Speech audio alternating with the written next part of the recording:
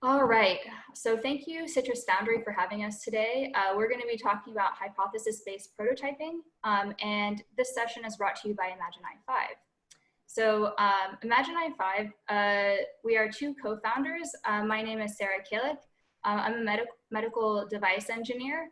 I worked on cardiac and neuro devices, and I also consult in a pediatric accelerator and beyond for medical devices. I'm also currently an MBA candidate at UC Berkeley. Adriana, do you mind introducing yourself? Yeah, for sure. So I'm Adriana Peñuela, originally from Colombia. I am one of the co-founders of Imagine I5, and I am an engineer in the agricultural industry.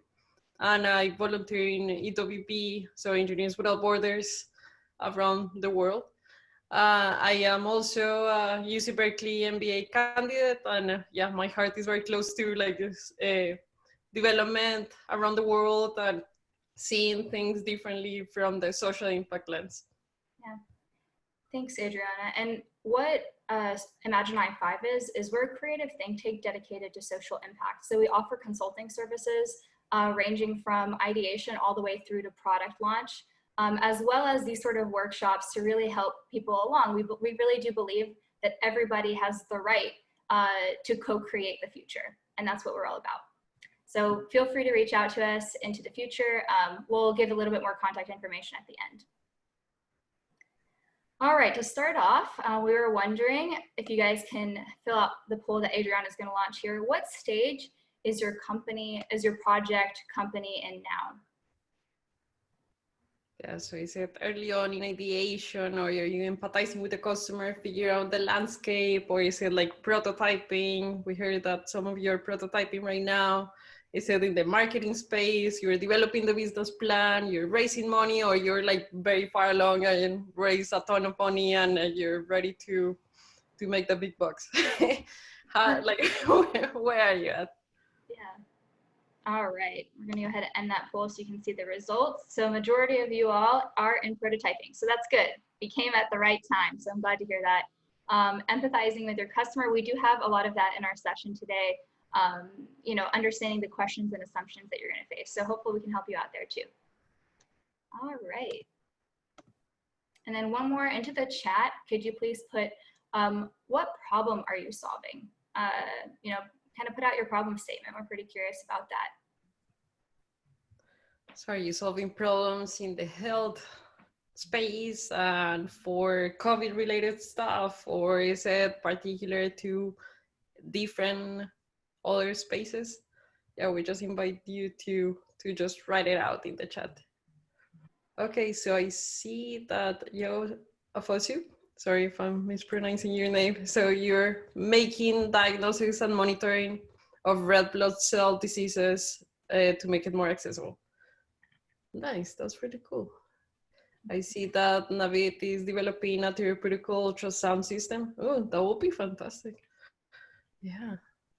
I had a child just recently, so that's really good. And then Eric is saying that we're helping companies who are struggling to create rich client-side applications and need results quickly and inexpensively. Okay, that's pretty cool. And I think I jumped over Kara's inequity in validation for grassroots NGOs and developing trust in NGOs. Ooh, that's really important. Ken is reducing the pesticides used by informing farmers when there is a disease pressure. Cool. So that's, oh yeah, and Joe, yeah. I know Joe's problem because he interviewed my husband. So soon to be that's done. Don't have enough time to go through and read the studies and get up to speed in what's going on with being a dad. So that's really cool. Awesome. Okay, well, thank you so much for sharing with us. So we're gonna go ahead. Oh, I think I missed Matthias. Matthias is in the physical therapy. It's expensive and very time intensive, so it is hard to know well that you're recovering. So yeah, that's pretty cool. So thank you for sharing with us your problem statement. I think that's really good to like align and figure out like who we are and what we're doing here. So thank you for sharing. We're gonna go ahead and continue with what prototyping is, so Sarah can take us through that. Awesome. All right. So what is prototyping and what do I prototype? So, you know, as I'm sure you know, our session is called hypothesis-based prototyping. So we're gonna,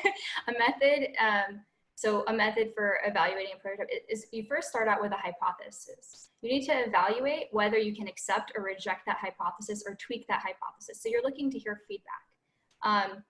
So the intention is to quickly, as quickly as possible, create something that can answer that hypothesis. And that something can be, can have a range. It can be a sketch. It can be a form. There's many different ways to keep the prototype simple. So we'll go into that a little bit more detail. So how do I prototype? So just at a high level here, we start off first with a product story. So, you know, you want to understand your user and your problem statement. So as a user, I want to blank so I can blank. That's a statement that you can put together from the perspective of the user in order to develop your problem statement. So after you have a problem statement, you're going to write down what your assumptions are and what your questions are about your user. And you're going to develop a hypothesis off of those questions and assumptions. Right? The hypothesis is really to understand whether your assumptions are accurate. Then the next step would be to start prototyping. What we're going to do is, what we're going to focus on mostly today is low fidelity prototyping. And the reason that is it's really important that you consider your effort and time and costs in developing your prototype and how quickly you can get a response. So you really want to keep it simple, especially early on. And after you kind of start, you develop out a quick, rapid prototype, a low fidelity prototype, you want to get some feedback and iterate off of that. So you want to ask as many questions as possible. You want to show people your prototype, learn from them, listen, and make your next iteration, and then do this all over again. And you have to, along the way, you need to start to evaluate, you know, when you can start having a higher fidelity prototypes. But that's a long process. So. You know, what are some prototyping tools? Before I get into that, I want to comment, you do not need tech tools to prototype. And in fact, especially at the beginning, these tools can get in the way of rapidly iterating and getting feedback from your target market. So, you know, the lower the cost, the lower the effort at the beginning, and you can still get your hypothesis answered, the better. You don't need to go directly into like building an app or wireframing. Those are, you're just kind of skipping some steps if we go right to wireframing. So so let's look here at low fidelity, low cost, quick to build, rough creation. Some examples are pen and paper sketches, cardboard, Google Forms, really honestly items that you have existing around your home. Like I'm just gonna give you a quick example, like a phone can be utilized as a weight. And if you can understand the weight of your phone, maybe it can be something like a wearable device. Okay, so I understand that at 5 pounds, that's too much for my customer. That even a random item around the home is helpful. PowerPoints, clickable PDFs are some examples of a low fidelity prototype.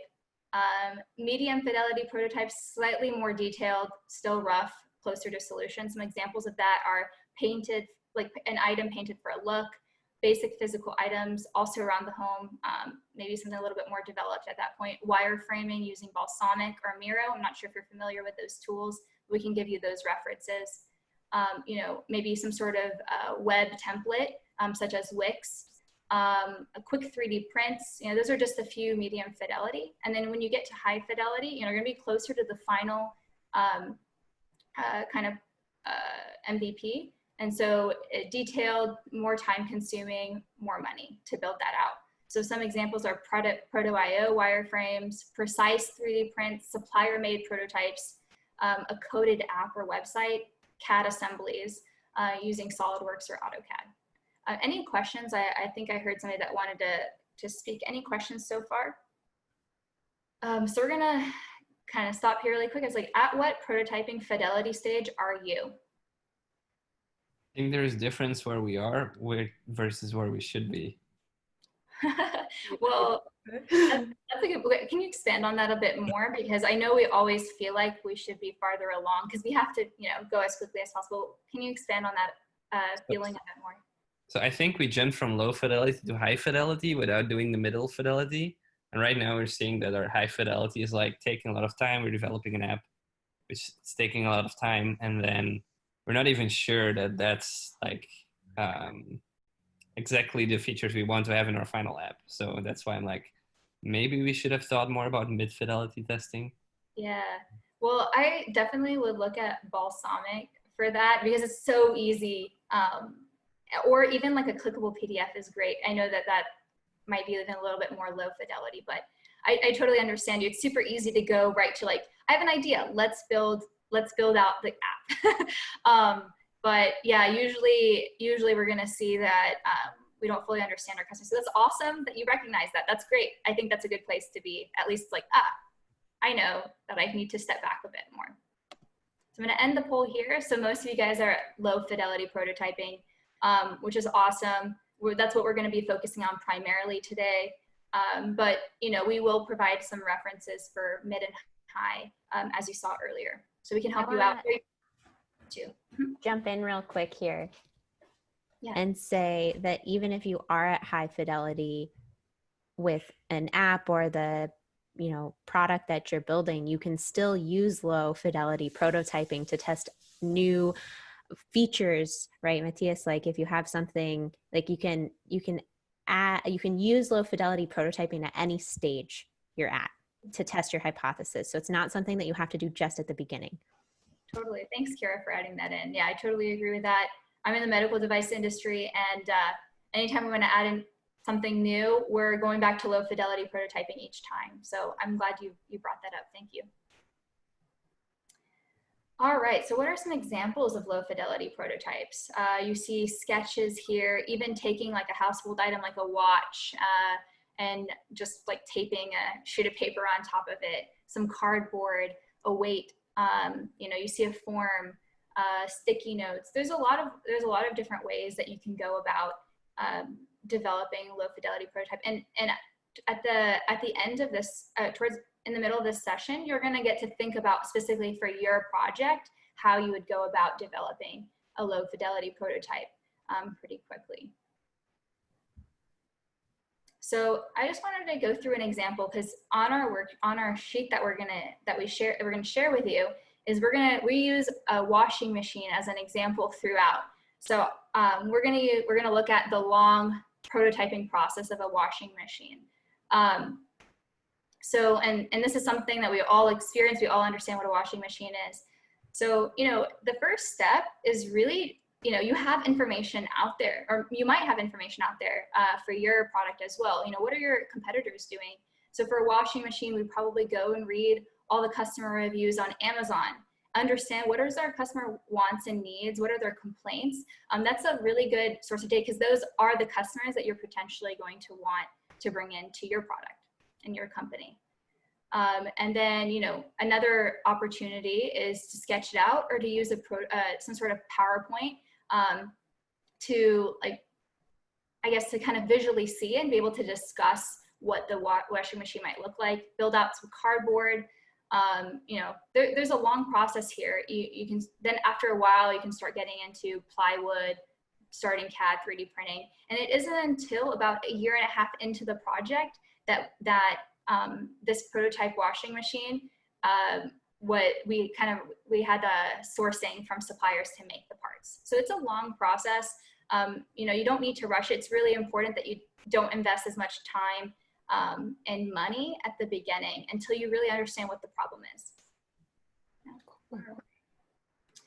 So into the chat, what tools are you using to prototype right now? We're just curious to get to know what you're thinking about, what you're using. So for Imagine 5, we have been using a lot of forms. We have been using PowerPoint presentations. We have been using videos, checking our videos out in order to see like, okay, how are ideas coming across, and are we reaching the right audiences and everything like that. So I see a bunch of input. So Matthias is saying drawings and PowerPoint, forms, WhatsApp. Calvin is talking about Figma. Eric is using quick HTML and CSS mocks and Photoshop. Okay. So Joe just added a question. So what are your opinions on using video prototype versus say a clickable PowerPoint prototype to test your app idea to test users? Can you describe more when you say a video prototype? Yeah. So sorry. So when I talk about video prototype, I'm talking about like, let's say if you use like Figma or Adobe XD or something, and you just basically made a click through like video that's like 30 seconds or something, where you show, oh, okay, hey, this is kind of the flow of the app in itself, and you use that to show people that you want to get feedback from, or that, or like the other route of like the PDF or the clickable PowerPoint route. The reason why I ask that is because I get two very different opinions. Some people say, oh yeah, the video is like the best way to do it. Me personally, I don't think that is, and that's why I asked the question, just because I have not really ventured into that route to try doing the video test route. Well, Kira looks like to take that. I was like, I have a little bit of opinion on that, is that I would put those into two different camps. I would say that a video is a demo, and it's a great way to show a product or like where you are in your progress, but it's not a prototype. Like, it's not a way to test, to allow yourself the opportunity to look at how your user is engaging with your product. And when you're prototyping something, like if you have, it's too passive. Like, you want to see how the user is engaging with the thing that you have, and that will inform the answer to your hypothesis. Yes, these are great, useful features that people find valuable, or we're really meeting this pain point because I see an emotional response from some part of their engagement with this. But passively watching a video is like showing them what you could have them engage with in the future. That's just my personal take on it. Yeah, and if I could add to Kira's, like for us, imagine if we use our videos to analyze what is coming across the right way. So like, yeah, if we are having a discussion and we see in the video like someone reacting poorly, maybe we have to figure out a way to change the message around, because the product itself is a workshop. So it depends on the nature of the tool prototype that you're using. But I do agree that, yeah, like having the clickable and seeing like where people get lost, and we'll get into that in a little bit as well. Yeah, awesome. And yeah, and to pair to Adriana's, just if there was a video, if you can get an immediate response, like that might be helpful. But I agree on the just being active part, like actively seeing them, because people can say something and then they could do something else. So you want to make sure that there's some sort of alignment on that. All right, so I'm going to turn it over to Adriana here, and I'm actually going to send you guys a worksheet to fill out. This is for your own product development, so you'll see that on the chat. Yeah, you can download the worksheet, and it is a editable PDF, so that you can write on it, okay, and save it for your files. Okay, so during our session today, so we have been talking for about 23 minutes already, but now we're gonna get into the meat of the topic. So we have developed this worksheet that had like 5 stages. So we call it our cycle of like prototyping. And so we are gonna go into identifying the user and problem statement. That was a little bit of what we sent out yesterday for you to start thinking through and fill up. Then we're gonna go into identifying the questions and assumptions that we're gonna ask. We're gonna create hypotheses, and then test, like identify how our like low fidelity prototype tools that we can use in order to test those hypotheses before we jump into the medium or high fidelity types of prototyping.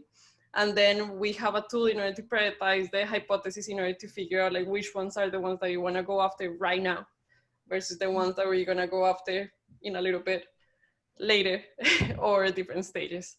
Yeah, so then we'll get to play with it a little bit. Okay, so in the first portion of your worksheet, you're gonna see the why, problem, and user. So it is very important for you to know and identify your company's why. Like, why are you doing this? Why do you care? Why is this an issue for you? Like, is it because someone in your family was sick from a particular disease? Or is it because you're bothered by X, Y, or Z? Or is it, yeah, so like the idea of coming up with this is for a reason. Like maybe Joe didn't find any apps or any documents that quickly told him how to be a dad. I don't know if you're a dad, Joe, but I'm just thinking out loud here.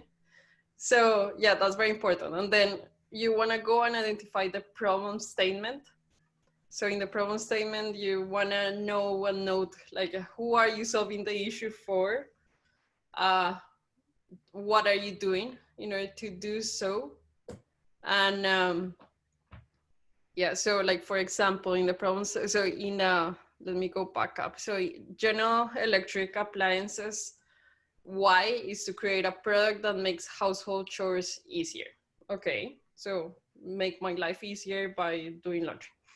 Okay, so the problem statement is that busy homeowners in large cities struggle to have enough space to fit a washing machine in their homes. So, and often opt to, instead of, to go to a laundromat and wash their clothes. Well, there is no other option, right? So if you cannot fit a washing machine in your closet and there is not the appropriate connections in order to do so, like you have to go to a laundromat. And for me in particular, like if I have a, as I mentioned, I have a baby at 10 months old. So I wanted to do cloth diapers, but I don't feel comfortable going to a laundromat and doing cloth diapering right there. So maybe it is an inconvenience for me in that case. So that's something to take a look. And yeah, in these large cities, small apartments are a thing. So then you identify the target user. So the target user that we identify here is busy homeowners living in large cities with small apartments, such as families with children or working professionals. So take about a couple minutes, 3 minutes or so to fill up that first portion of your worksheet. So fill up your why, your problem statement, and your target user. Okay, so does anyone want to share their why at this point? Maybe I can go. My name is Sol. Myself and Eric Raul, who's also on the call, are working on a company called UI Flow. Why for us is that both of us actually has quite a bit of experience working on building web applications in a both small and large scale. And we have seen inefficiencies on building front end part of the web applications. So it's coming out of our own frustrations that this process can be better. So it is a frustration for you. So yeah, you want to solve it. Nice. Okay. So we hear about the problem statements earlier. And yeah, so through that we can identify the target user. Does anyone want to share their target user? I can go ahead. So we want to develop PT tools or app or a way to communicate with a PT. But our target user is most likely athletic people that know how to use smartphones, that have a particular issue with physical therapy, which is either not reimbursed, so it's too expensive, or it takes too much time during their day to really like go to the PT, do like a session during working hours and go back home and lose half a day. Interesting. So it's like busy individuals that have PT issues that don't have time to spend for PT. Exactly. Kind of have your product. Don't mind. I'm going to throw one out there for you guys to look into. Look up people with transmandibular joint disorder. So TMJ, huge market for you guys with PT. So just for your own research, yeah.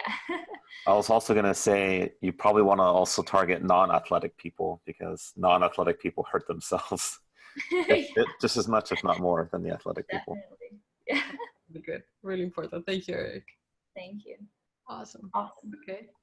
So now that we know our why and our problem statement and our user, like let's go to the next stage. So we're going to talk about the questions and assumptions that you want to ask yourself about your user. So I am assuming things about my user that may be right, may be totally wrong, because I'm not in their shoes, right? So you have to ask and figure out ways to critically ask this question in order to figure what are they thinking. So is my problem statement reflective of the use of the actual problem, or is it a surface problem that we are figure out? So what am I assuming about the user is what we're asking here. And then the second question is like, what kind of questions do I have about the problem or the user that I don't know yet?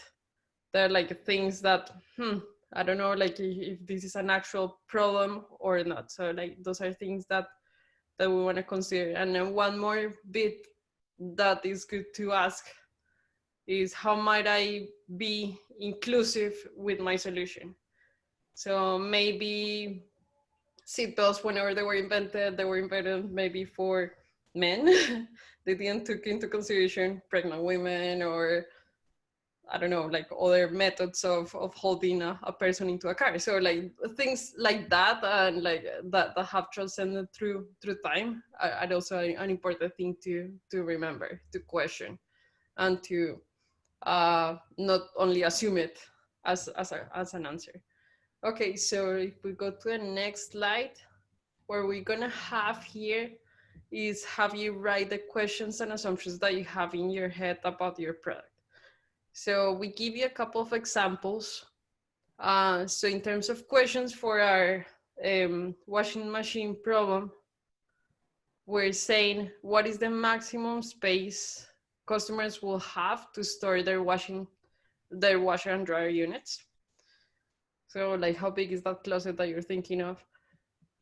What room and space have available water sources for washers? So I have to put water into this thing and then put the waste into something.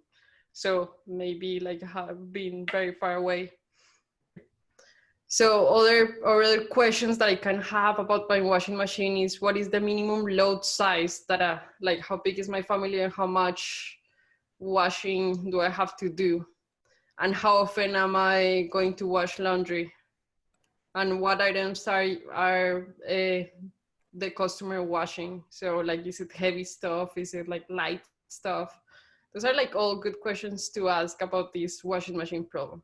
And in terms of assumptions, our customers do laundry 1 time per week on average. So you see that assumptions may be tied to the questions, but they don't have to be. They can be separate entities and items. So our customers want a stackable washer and dryer sets. Some do, some others don't. It depends on the layout of that little closet that you have, right? Our customers prefer separate washer and dryer units rather than one combined unit, maybe. Our customers will wash items ranging from cloth diapers to jeans, maybe. Our customers have limited time to do laundry. Okay, so go ahead and you have about 5 more minutes to start writing down like what questions, your questions and your assumptions about your product. Should these be open-ended questions generally? It can maybe clarify the question, Kira, and then we can better answer it. Yeah, I was just thinking like, I mean, just even from Foundry's perspective, right, as a provider of some service to a user base, like, you know, some of the things that come to mind for me are like, is like coaching versus like workshops more valuable? Is that a useful question to ask? Or is that also like the assumptions around that both of those, you know, that I'm already kind of assuming that they have value or that one would be more important than the other? Or things like, you know, our program is suitable for both graduate students and undergraduates. Or like questions like, what readiness level are we most impactful for? Yeah, I think those are all really great questions for Citris Foundry. And just to clarify, yeah, they can be open-ended, and as you evaluate, I mean, maybe speak to at the end of every cohort, you speak, or even throughout, maybe you don't want to wait till the end. You kind of get an idea of what people are enjoying, who is that individual, what is their context, where are they coming from, and you get to know them as well. So yeah, I think that's great to have open-ended questions that don't have to be solved during this, that won't be solved during this session. Yeah. So, yeah. So if we go to the next slide. So now what we're gonna do is to share our questions and assumptions. So I'm gonna put you in breakout teams, and each person, we're gonna be in that breakout for 5 minutes total. So each person gets to share a couple of their questions and assumptions. So each of us are gonna listen to each other, and then maybe by that listening and questioning what others are asking themselves, that can elicit more like brainstorming of other things that you have not thought. Okay, so I'm gonna send you into a couple breakout rooms. Let me fit this up. So we're gonna now create hypotheses from those questions that we have identified and the problem statement. So it is important to create like critical hypotheses. Let me just, okay.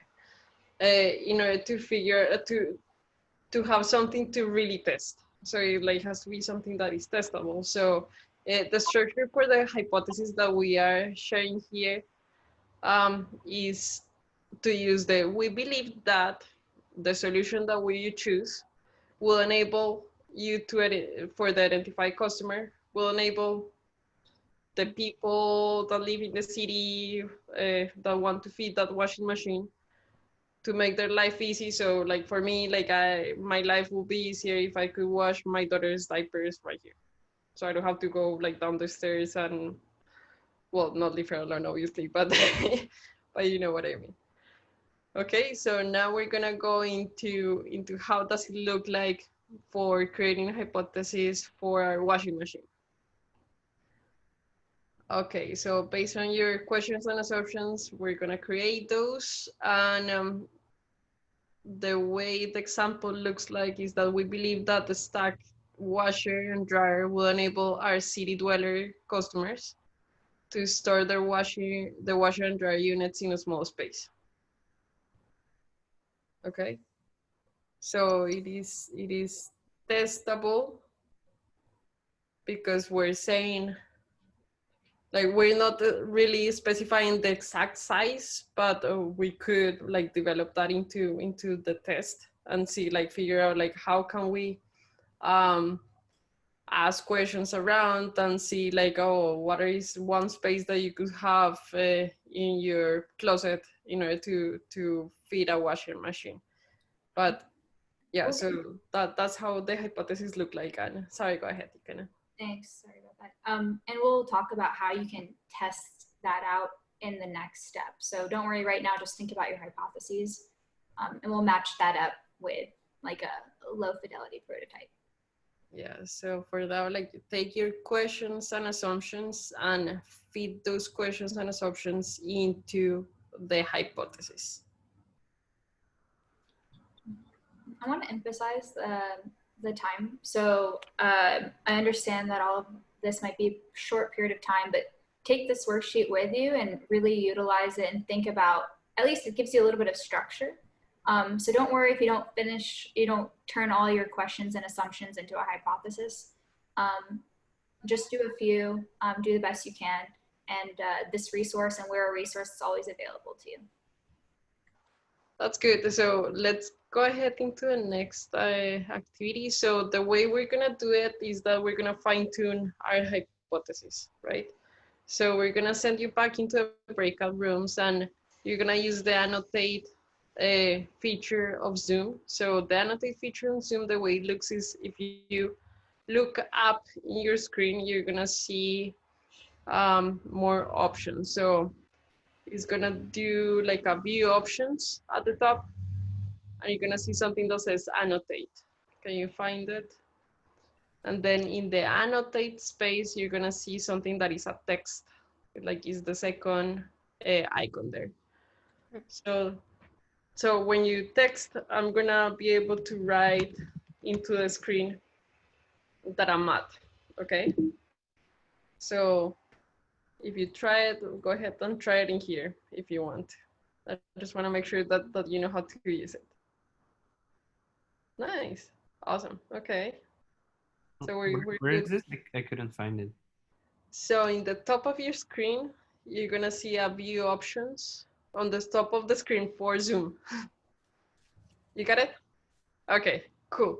So we're gonna send you into your breakout rooms, and the way this is gonna look is that you're going to annotate your hypothesis.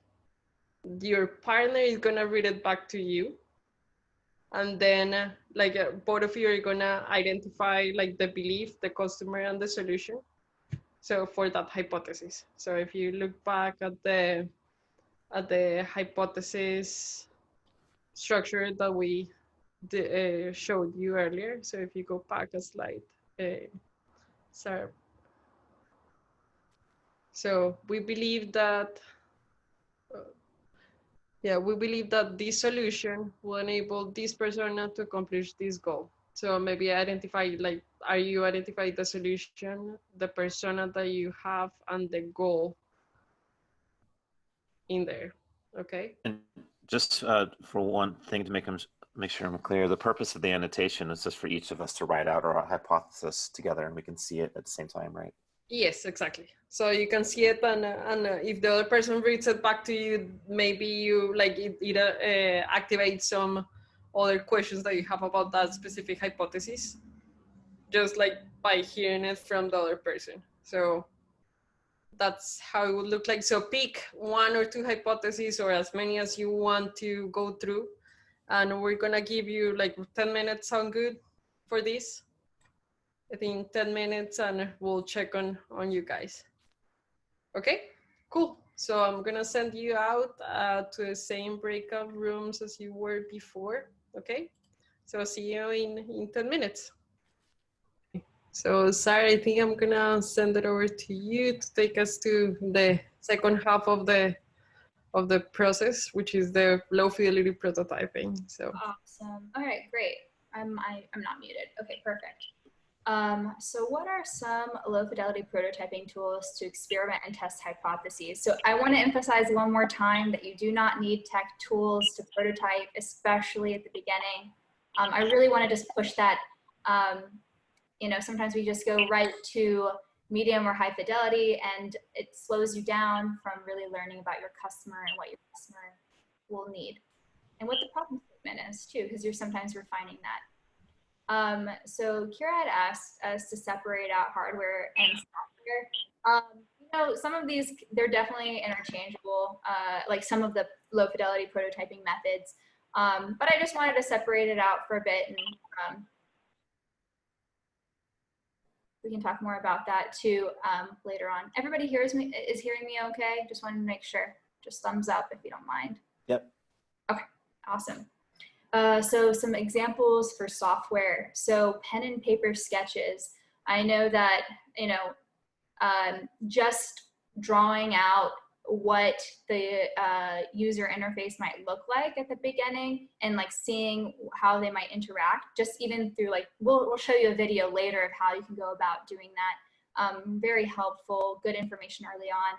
Google Forms and Typeform. So this is really cool. I think, like, you know, if you have like a form on the front face, like let's just say that somebody, you're trying to test out like a food delivery, right?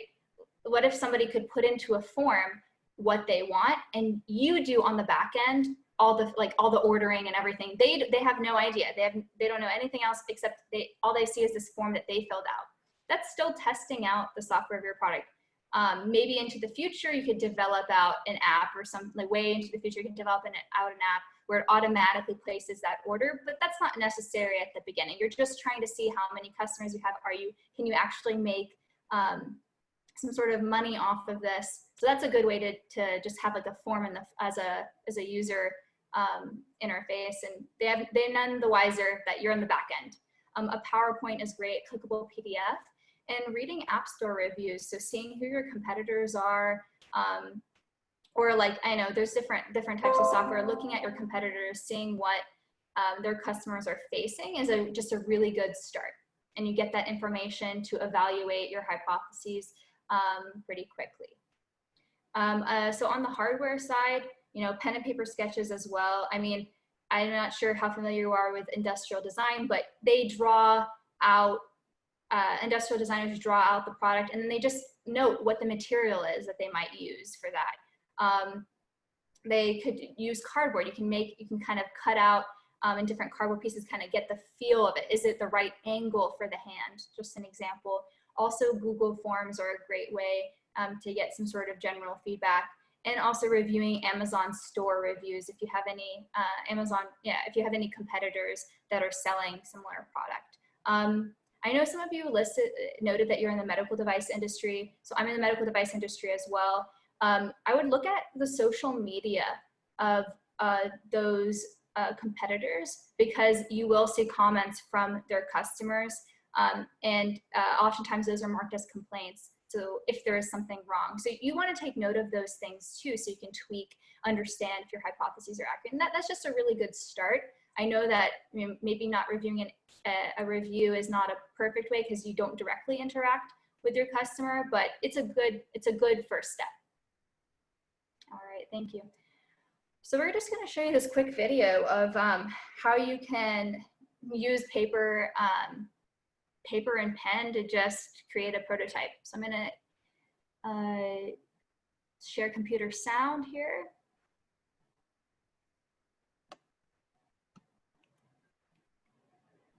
Okay, so your task now is to open the My EE app. Okay, I'll put my thumb on there. Cool. Nice, nice. And now your task is to register and log in. Okay.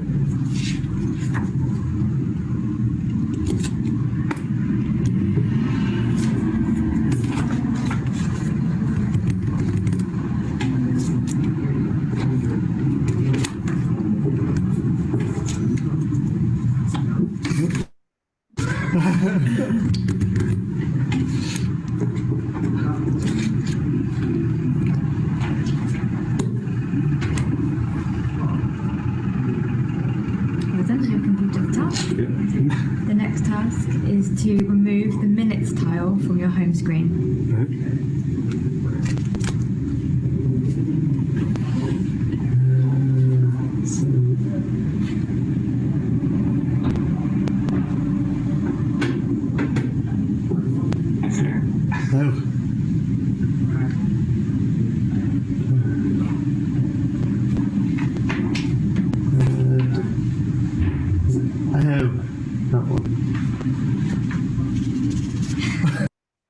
So you can kind of see there was some confusion about what to do. So it gave him a little bit of an idea. Adrian, do you want me to continue with this video, or would you like, maybe I can talk about it a little bit more? Just want to check in. Yeah, we can talk about it. So yeah, in this portion, it was really interesting because he got confused and he was like, "Oh, nothing happened. Those are like critical, cool ways to test it out without having to build like an app and everything." So nothing is happening. So what is he gonna do next? Like, okay, like click around the whole page in order to figure out how to do the task, right? Yeah. So a good question off of this is, how do we do this now during COVID-19, right? Because you can't be around people, there's some social distancing. Well, a great way to do this is to do a clickable PDF and send that over to your potential user and have them share their screen and ask them questions, and you can see where they click. And I've actually gone through this, and it was very useful and like really informative. You know, where are we getting stuck? So that's a great way, very simple, easy to do. Any questions? I want to check in here. Good. All right.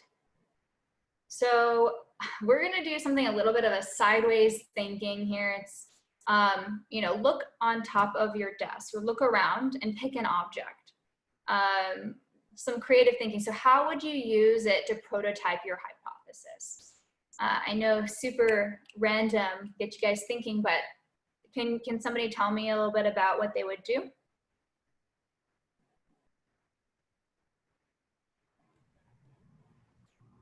I can give an example, and then if somebody else wants to jump in, I'd love to hear it.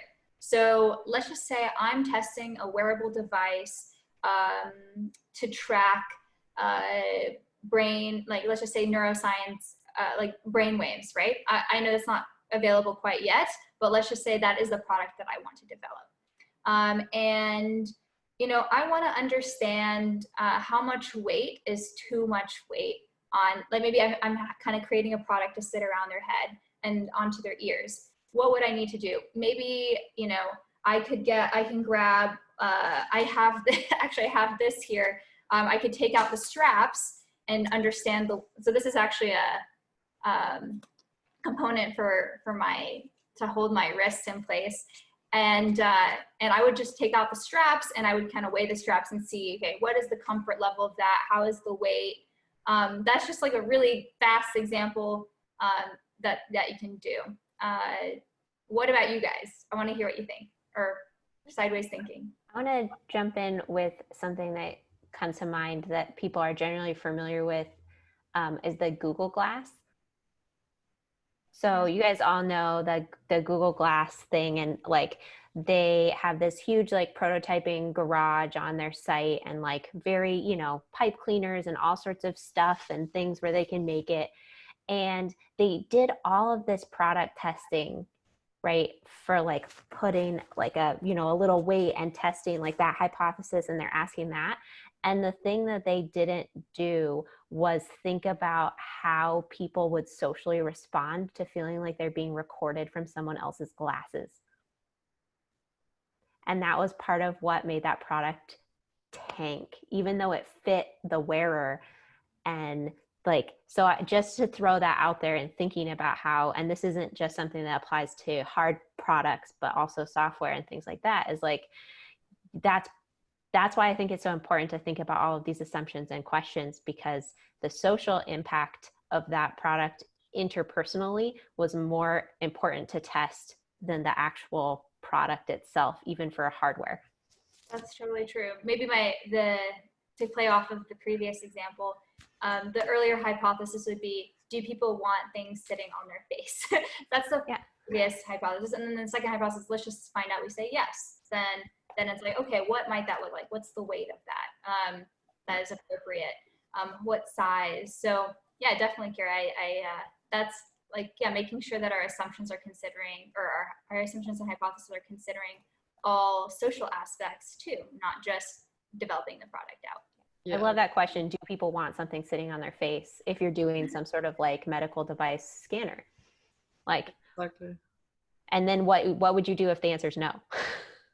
Then yeah, you got to go back to the drawing board. And that's, I think that's definitely an important piece. Like so to kind of add on to that, let's just say you're developing hardware. If you look at examples in industrial design, people design out 30, 40, just a bunch of drawings of potential ways that the product might look and feel. And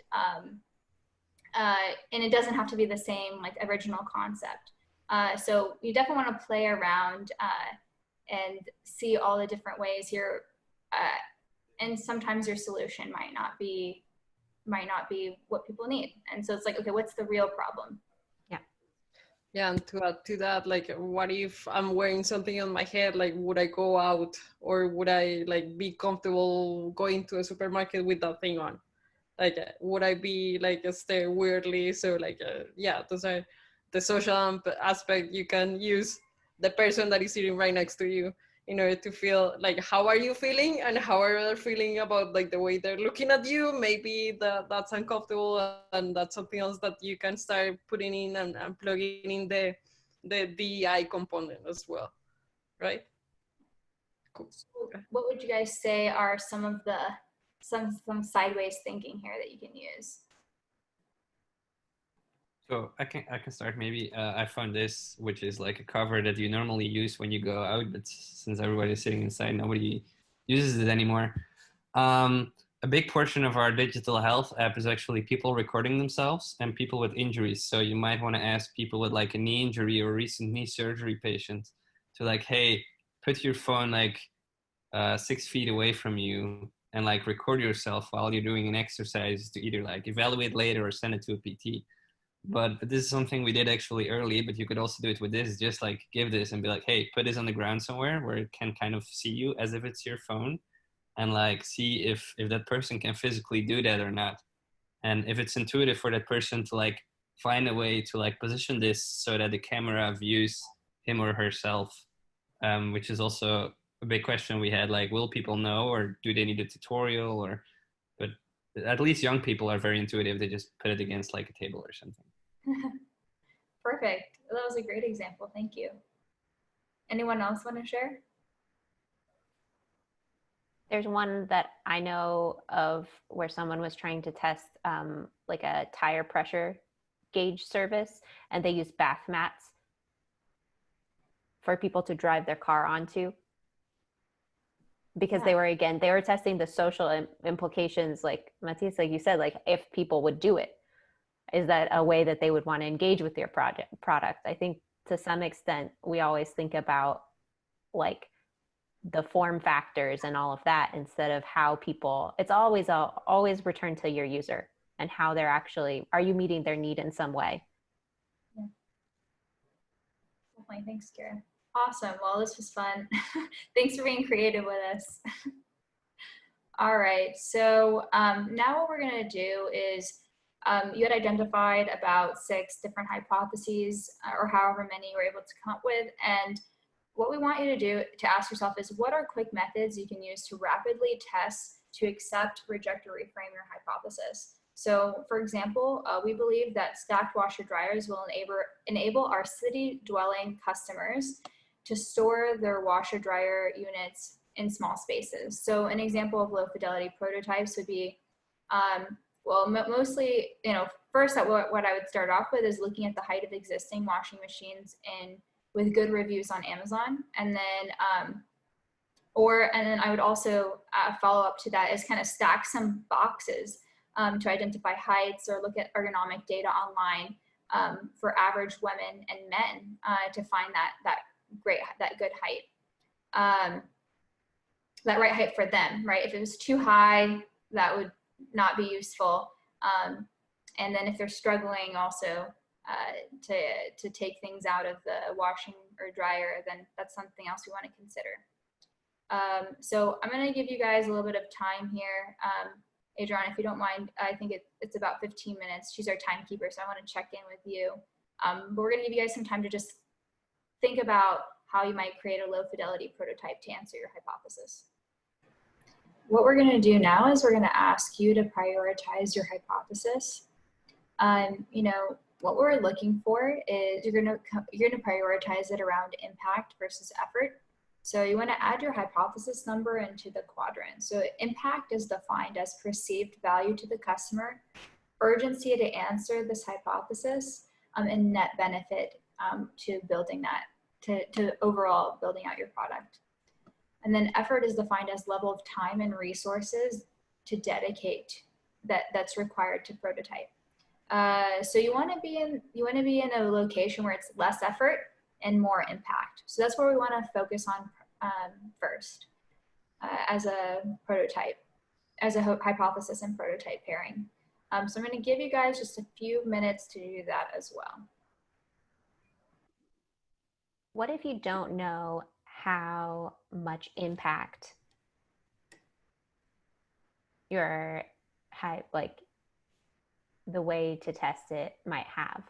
Like, what if that's part of your challenges that you're trying to prioritize, but you don't feel like you have enough information to be able to? That's fair. I guess a question that I have then is, do you have ones that you're certain of, and can you focus on that as you gather information in parallel to those ones that you're certain have more impact? So I guess like inputting, let's just say you're testing out a certain hypothesis that you feel more confident has a larger impact. Could you input in some pieces or some questions that can help answer the remaining kind of impact question that you might have? That's one way. Another is like, I guess it's a known unknown. So that's a good thing, because then at that point, you can start to figure out how to bring it into a known. But yeah, I think that's a very good question. I think take your best guess. now primarily focus on ones that you feel confident in, and then the rest, that's how I'd go about it at least. Then the rest you can take some time to gather more information. But I would love to hear if anybody else has a comment to that based on their experience. I think that's a good discussion question. Just one more thing to add is like, okay, like if I spend a lot of money doing it, is it worth it if I don't know exactly what I'm looking for? Like how far is it gonna take me?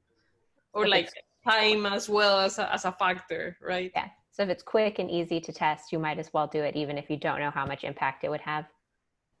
Yeah, because that may trigger you to like some other ideas that are gonna like guide you into like, oh, maybe I know I'm closer to that answer that I'm looking for. Yeah. I have one for healthcare. So in healthcare, you usually have multiple stakeholders. How do you balance that in this process? Ooh, yeah, that is a great point.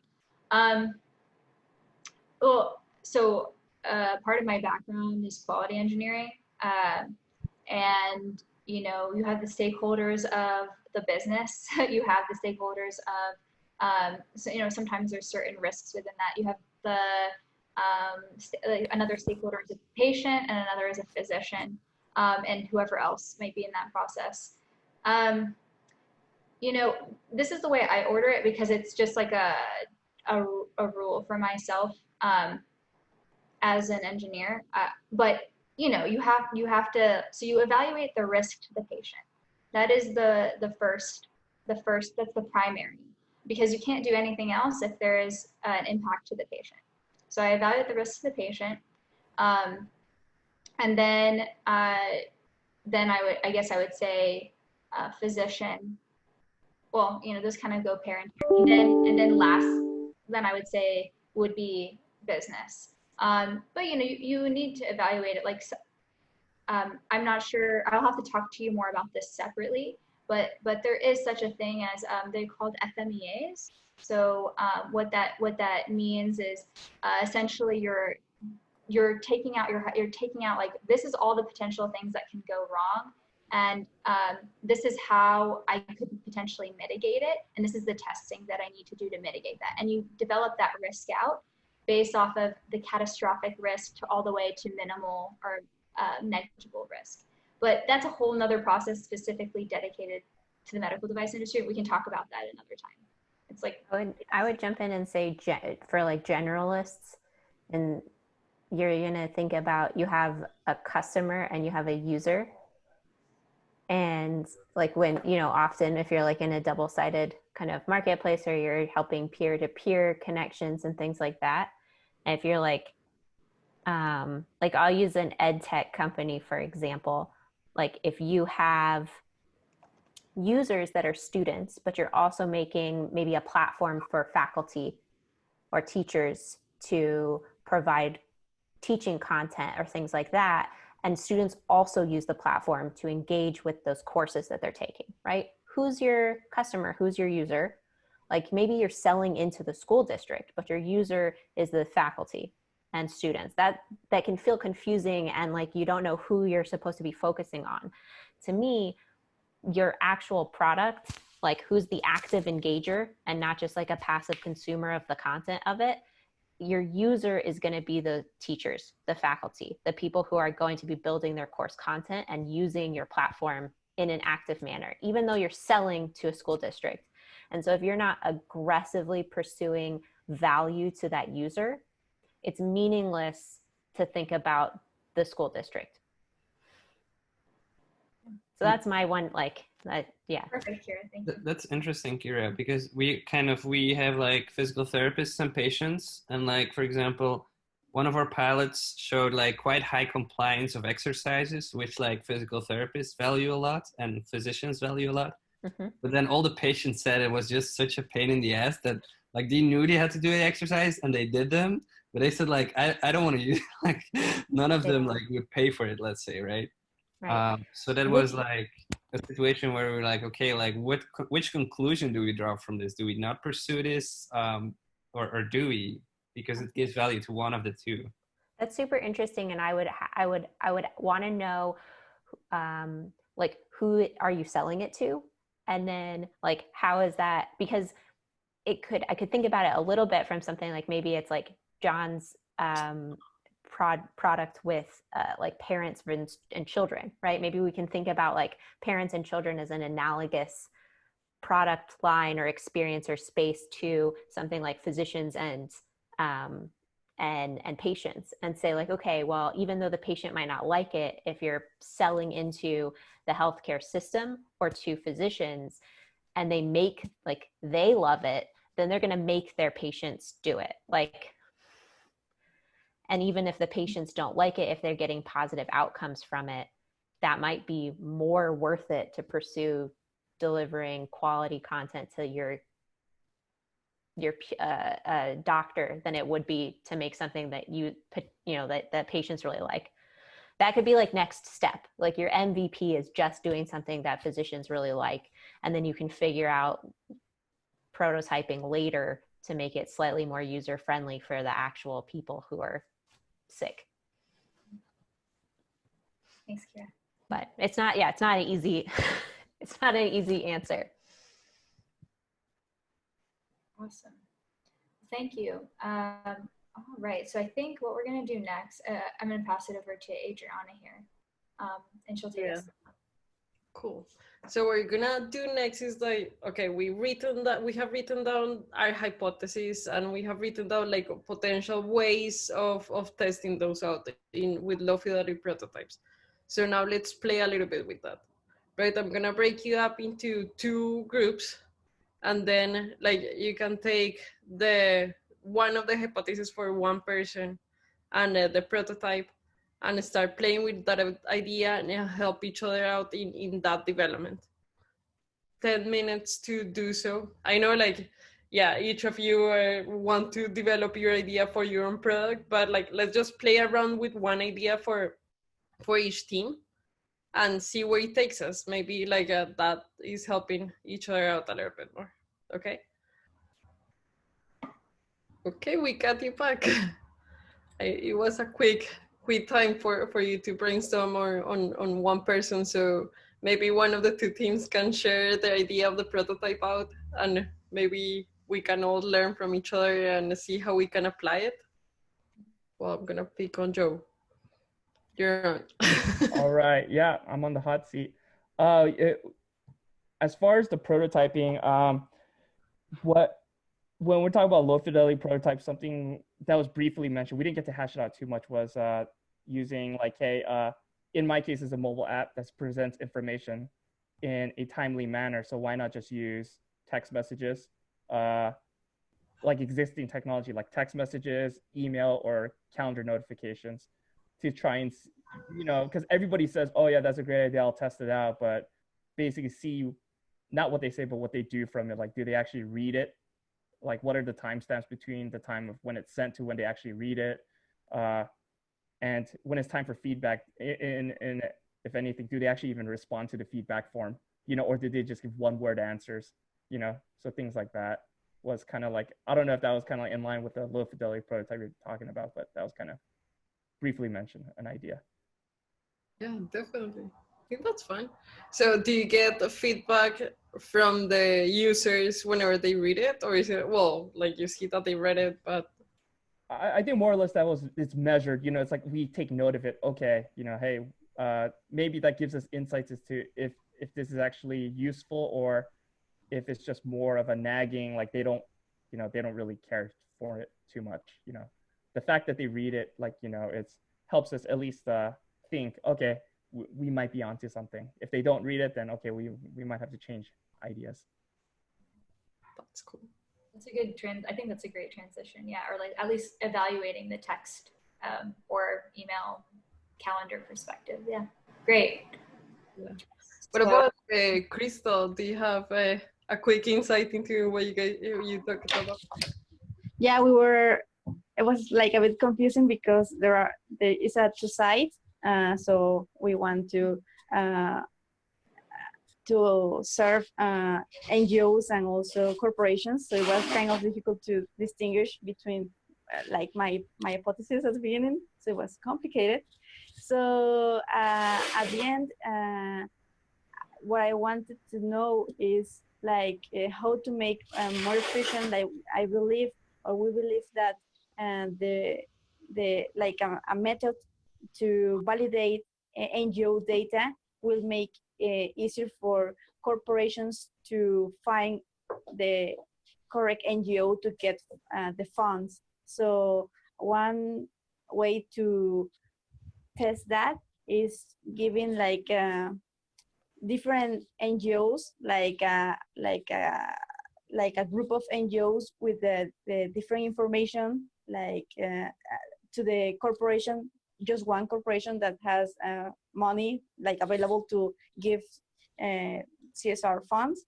So then to evaluate that with them, like how they are choosing which NGO they will take. Therefore, I can see which kind of information they are looking for and how they are selecting the NGOs that they want to, like they trust. Nice. Yeah, and curious complementing your idea. Yeah, like Crystal, we were talking about, it's like thinking about presenting maybe the same NGO to a CSR, but like 3 different aspects of them, and then seeing which one that CSR cares about the most. Like they were different NGOs, but they might, you know, you don't have to tell them it's the same NGO. That could be an interesting way to see which evaluation method they care the most about. That's a good suggestion. Yeah. That's very interesting. Oh, awesome. So we have 1 more minute left here. Thank you guys for sharing. So some key takeaways, you know, when you combine your problem statement with a hypothesis and low fidelity prototyping, you can really develop your product out quickly and get a better, or at least get a better understanding of your user, and really just identify whether the problem that you're tackling is a problem and whether your solution needs to be tweaked or pivoted, or if it's effective. And then finally, just you do not need tech tools to prototype. At the beginning, it's really important that you utilize your time and resources effectively.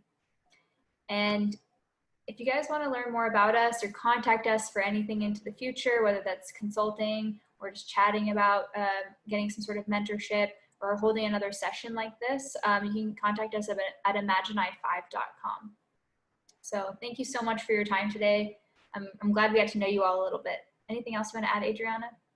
No, thank you so much for participating. And yeah, like try paper and pencil, try Post-it notes, try the cardboard box, and a couple of things as the video showed us, because that's all you need in order to test low fidelity prototypes and quick hypotheses, and maybe steer and pivot your idea away. So thank you so much for joining us, and we'll see you soon.